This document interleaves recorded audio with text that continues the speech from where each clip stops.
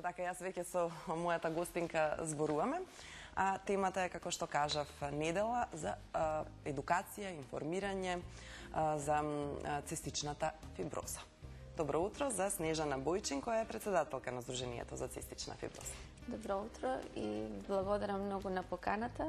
Како што рековте и самите во најавата, многу малку информации има во медиумите за оваа болест и еве нека биде овај апел и до останатите медиуми малку повеќе да проговорат за овој проблем за кој што многу малку се знае во нашата земја. Апсолутно, јас верувајте, дури кога спомнав, нели, која ќе биде темата на неколку места, луѓето, добар дел од нив воопшто не слушнале никогаш за ова заболување. Па ајде на почетокот и да објасниме за што станува збор. Значи, станува збор за најчестата наследна или генетска болест, која што инаку сама по себе значи спаѓа во групата на ретки болести. Така. Заболувањето се манифестира значи со проблеми кои што се од мултисистемски карактер, односно ги зафатени со болеста се внатрешните органи, најмногу белите дробови, панкреасот, цревата, црниот дроб, иако со болеста се зафатени и други органи. Бидејќи, како што реков, станува збор за ретка болест, според европските податоци, честотата на раѓање е едно бебе со цистична фиброза на 2500 родени деца, што значи во Македонија просечно се очекува или се раѓаат 8 до 10 дечиња со цистична фиброза на годишно ниво. Во Македонија се регистрирани околу 100 пациенти со цистична фиброза, иако очекуваниот број според бројот на жители би бил 300 до 350 деца, што значи дел од оваа разлика во бројките е и како последица на доцна диагноза на болеста, меѓутоа и големиот број на пропуштени случаеви на дечиња со цистична фиброза, односно деца кои што се лекуваат под погрешна диагноза. Така. Сега автоматски се наметнува прашањето, нели, од значењето од раното откривање на ова заболување. Со оглед на тоа дека спомнавте дека се случува доцна, за жал, да се открие болеста, а доколку рано се открие, има и добар третман за кој што ќе ни кажете, но најнапред ајде за важноста, нели, од раното откривање. Значи, исклучително е важно детето што поскоро, после раѓањето, да биде диагностицирано со болеста, бидејќи на тој начин навремено може да се преземат сите мерки за спречување на компликациите од самата болест, бидејќи станува збор за болест која што сама по себе е прогресивна. Така. Потоа, значи, со самата диагноза се преземаат и превентивните мерки, а понатаму навремено и куративните мерки, односно лекувањето и третманот на последиците од болеста. Така, може ли малку и за третманот да проговориме, односно предпоставам во текот на целиот живот се применува терапијата? Значи, станува збор за хронична болест, која што од болните бара исклучителна посветеност, упорност и цврст карактер. Значи, тоа е болест која што бара секојдневен третман во домашни услови. Третманот се состои од медикаментозна терапија, која што се прима во домашни услови, и физикална терапија, која што е секојдневна и кој што на детето, да речеме, му одземаат од прилика 1 час до 2 часа од дневниот режим на живот. Кога болеста ќе се влоши, во тој случај детето се хоспитализира. Болничкото лекување на децата со цистична фиброза е исто така долго, значи во просек, односно најмалиот третман или најкраткиот третман е 2 недели, понекогаш и до 1 месец болничко лекување. Така. Сега, како родителите да го препознаат? Освен што, нели спомнавме со оглед на тоа дека е наследно заболување, веројатно родителите би требало, нели, да го имат или како веќе се пренесува, ќе може ли да не го објасните? Како што реков, многу малку се знае за болеста во нашата земја.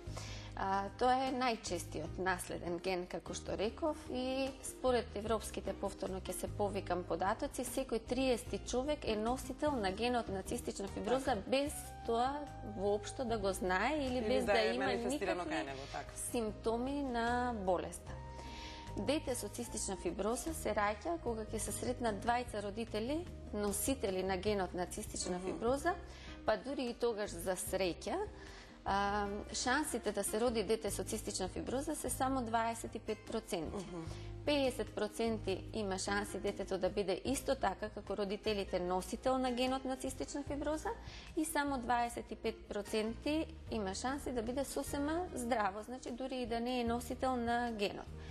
Токму од тука многу родители и кај нас и во Европа не знаат и не се свесни каква деформација носат со себе, бидејќи секој човек носи одреден деформитет на одреден ген во своето тело, така да не можат да предпостават, значи, дали нивното што би можело да се случи.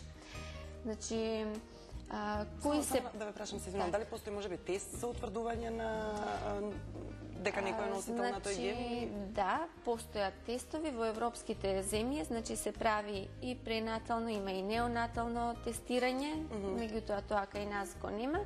Кај нас може да се направи тест, доколку веќе предходно се знае дека во семејството, односно во фамилијата, се појавил случај на дете со цистична фиброза. Во тој случај многу лесно и едноставно во МАНУ се прави тестирање на останатите членови од семејството, за да може понатаму за наредните бременности или за останатите членови на време да се преземат сите мерки за да дојде до спречување, значи повторно да се појави болеста во тоа семејство. Така, јас ве прикинав, почнавте со оние симптоми практично, односно како родителите да го откријат. Така, значи бидејќи оваа недела ни е посветена токму на едукацијата на родителите и на јавноста, на целата јавност во Македонија. Значи, еден од првите симптоми кои што родителот може да го регистрира кај своето дете, тоа е солената пот.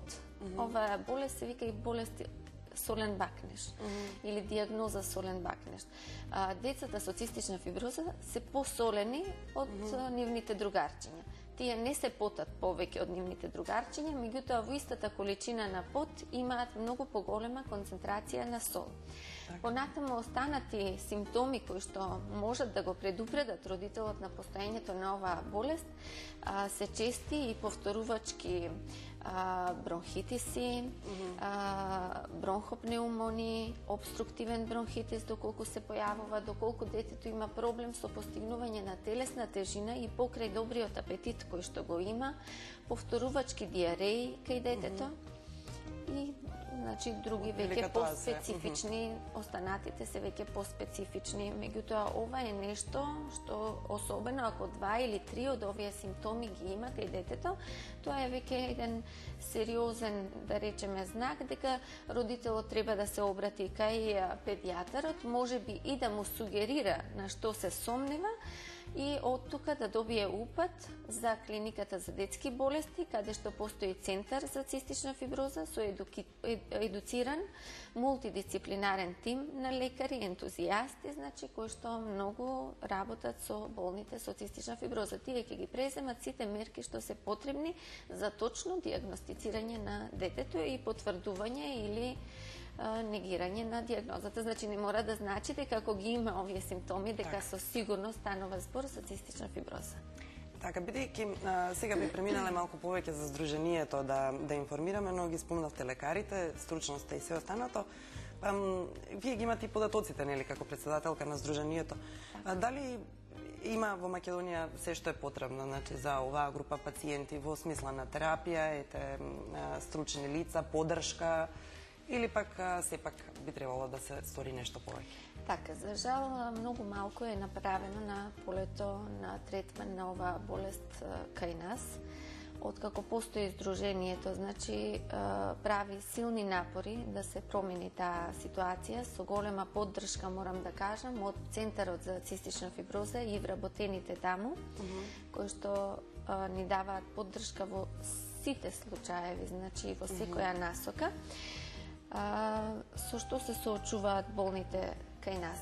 многу мала медикаментозна терапија или многу мала покриеност на болеста со специфичните медикаменти што се потребни за третман, многу лоши услови болнички за третман на болните со цистична фиброза и поради тоа еве ја користиме оваа ситуација исто така да упатиме еден апел до сите релевантни здравствени фактори да преземат се што е потребно за да ги подобрат условите за третман со цистична фиброза.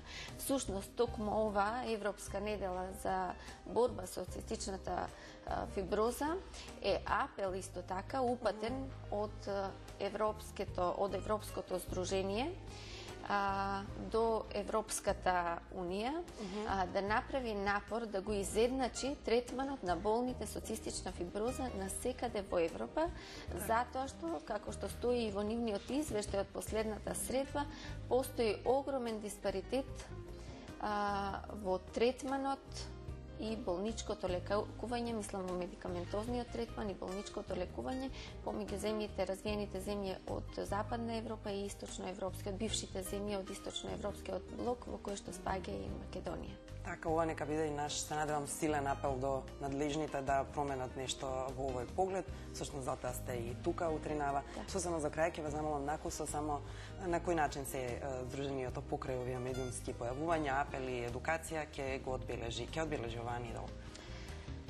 Значи, ние ова недела, за ова недела направивме напор и за прв пат снимивме едно кратко филмче, каде што Никола, пациент болен од цистична фиброза, на еден краток начин го опишува животот на болен со цистична фиброза и тоа исто така нека биде и охрабрување за сите оние што имаат цистична фиброза, дека со оваа болест може да се живее еден нормален и исполнет и здрав социјален живот. Впрочем, тоа го прават и болните во Европа, значи просечниот живот на болните со цистична фиброза е 50 години и нагоре со најновите податоци. Тие оформуваат семејства, работат, вклучени се активно во социјалниот живот. Така да уште еднаш ќе кажам, до сега кај нас ситуацијата беше многу поразлична, меѓутоа ние се надевам дека со крупни чекори ќе ги достигнеме овие услови што ги нуди Европа. Така, верувам дека ќе биде така. Вие се разбира продолжете со овие напори кои што ги правите. Сепак за гледачите да кажеме, на YouTube 65 рози е името на филмот. Точно. Значи како да го побараат? 65 рози. Така, на англиски пишуваше 65 Roses, да, 65 Roses. Тоа е всушност синоним, извинете што ве прекинувам, затоа што кога на англиски ќе се изговори 65 Roses, звучи како cystic fibrosis. И токму поради тоа тие 65 рози стана синоним за цистична фиброза. А сакав да ве прашам зашто е тоа така. Останува за гледачите да го погледнат, се разбира, документарниот филм, кусиот филм по повод оваа прилика. Не смеете да го пропуштите, јас толку ќе ви кажам. А сега следуваат вторите вести во живо. Добро утро уште еднаш за колегата